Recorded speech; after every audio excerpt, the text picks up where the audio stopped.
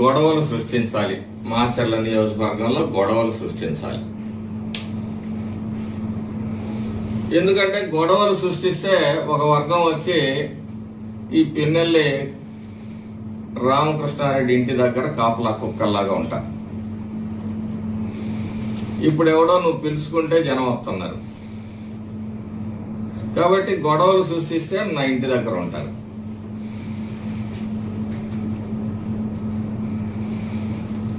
నేను test tube గాళ్ళకి బెదిరేవాడిని కాదు.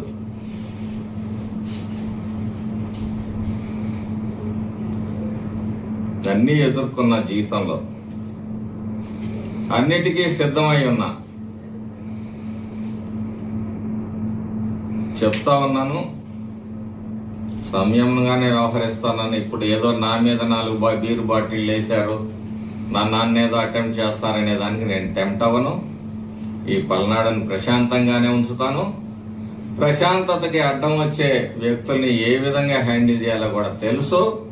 YCP నాయకులకి కార్యకర్తలకు కూడా చెప్తా ఉన్నాను, మీ నాయకుడి ఆలోచన అంతరంగాల్ని మీరు గ్రహించి మీ బతుకులు మీరు భద్రం చేసుకోండి. సరస్వతి భూములు కుంభకోణం భూముల మీదకి దాడికి తీసుకెళ్లాడు. ఏమైంది? 160 మందిలో ఇప్పుడు 20 మందో 25 మందో ఆల్రెడీ చచ్చిపోవడం కూడా జరిగింది.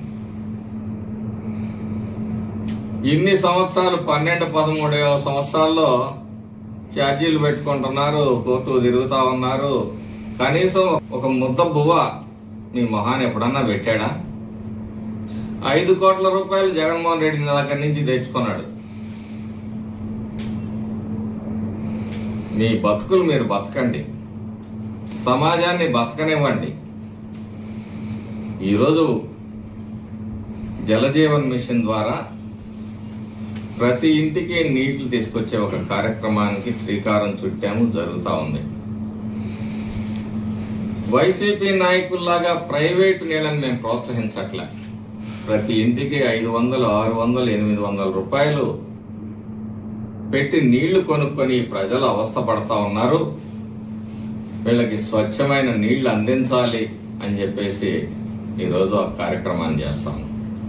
ఈ నీళ్లు ప్రతి వైసీపీకి గడపకు కూడా వస్తాయి, మీ గడపలకు కూడా వస్తాయి. వరికపూడిసెల ప్రాజెక్టు గురించి చంద్రబాబు నాయుడు గారు ఎంత ఖచ్చితత్వంతో ఉన్నారు అంటే, అనంతపురం సభలో కానీ ఒంగోలు సభలో కూడా వరికపూడిసెల ప్రాజెక్టు గురించి ప్రస్తావించారు. అనుమతులు రాలేదనే ఒక వాస్తవం కూడా మాజీ శాసనసభ్యుడికి తెలియదు. ఇరిగేషన్ మంత్రులను తీసుకొని వచ్చి ఒక ప్రొక్లైన్ చేసి పల్నాడు ప్రజల చెవుల్లో క్యాలీఫ్లవర్లు పెట్టాడు. ప్రతి ఎకరాకి నీళ్లు పారించకపోతే రాజకీయ సన్యాసం చేస్తానని చెప్పి ప్రగల్భాలు పలికాడు. నేను ఓడిపోతే రాజకీయ సన్యాసం చేస్తానని చెప్పేసి మాట్లాడింది. మరి మగతనం అంటే ఇచ్చిన మాట మీద నిలబట్టాన్ని మగతనం అంటారు. నమ్మిన ప్రజల కోసం నిలబడటం మగతనం అంటారు. మగతనం గురించి పదే మాట్లాడుతూ ఉంటాడు. లోకేష్ని రమ్మను, చంద్రబాబుని రమ్మను, గంటలో ఆయన్ని కట్టేస్తా, గంటలో ఈయన్ని కట్టేస్తానని. అసలు ప్రజలు నీ గురించి ఏమనుకుంటున్నారు? జలగల్లాగా తెలంగాణ లిక్కర్లు తీసుకొని వచ్చి వేల కోట్ల రూపాయలు దోపిడీ చేసుకున్న వ్యక్తులు మీరు. మీ జీవితంలో ఎప్పుడన్నా 10 మందికి పట్టెడు అన్నం పెట్టారా? మీ తాతల దగ్గర నుంచి కృష్ణా నది దగ్గర నుంచి ప్రభుత్వ కరెంటు తోటి నీళ్లు తోడుకొని కండ్లకుంట కేపీపురం మధ్యలో ఒక చెరువు లాంటి దాన్ని, ఒక ట్యాంకుని ఏర్పాటు చేసి అక్కడి నుంచి నీకు ఓట్లేసిన గ్రామస్తులకి నీళ్లు అమ్ముకున్న నీచమైన చరిత్ర నీది. అన్నదమ్ములు ఇద్దరు పారాసైట్స్ లాగా ప్రజల రక్తాన్ని పీల్చి బతికిన వ్యక్తులు మీరు. భూ కబ్జాదారులు మీరు.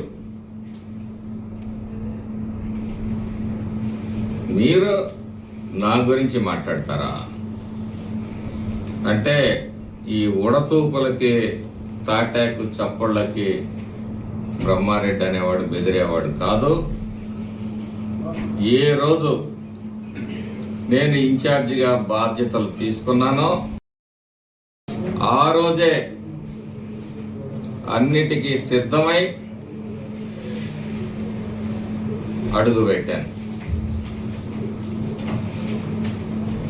ప్రజల దగ్గర దోచుకున్న అక్రమ సొమ్ము వేల కోట్ల రూపాయలతో జీవితాన్ని అనుభవించాలనే కోరిక నీకుందేమో గానీ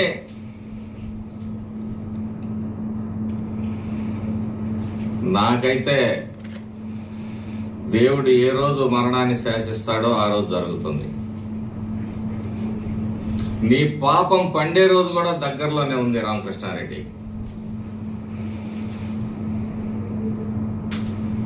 ఒక్క మాట, నువ్వన్న మాట మీద నువ్వు నిలబడలేనోడివి. నువ్వేం మగాడివి అసలు?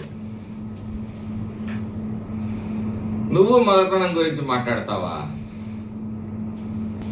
నీ ప్రతి సంపాదనలో, ప్రతి రూపాయిలో ప్రజల రక్తం, ప్రజల చెమట, ప్రజల ఆవేదన, ఆక్రోశం ఉంది.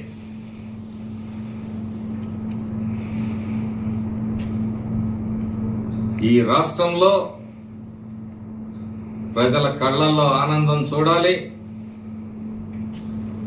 ప్రజల గొంతులు తడపాలి, ప్రజల పొలాలకి నీరు అందించాలి అనే తపనతో మరి రాష్ట్రంలో ముఖ్యంగా మాచర్ల నియోజకవర్గంలో గౌరవ పార్లమెంట్ సభ్యులు లావు శ్రీకృష్ణదేవరాయలు గారు, మేము చంద్రబాబు గారి నాయకత్వంలో పనిచేస్తా ఉంటే ఈ మాచర్లని రక్తసిక్తం చేయాలి అనే విషబీజాలు నాటాలనే సంకల్పంతో నువ్వు పనిచేస్తా ఉన్నావు. ఒక్కటే చెప్తా ఉన్నాం, వైసీపీ నాయకులు, కార్యకర్తలు గుర్తుపెట్టుకోండి,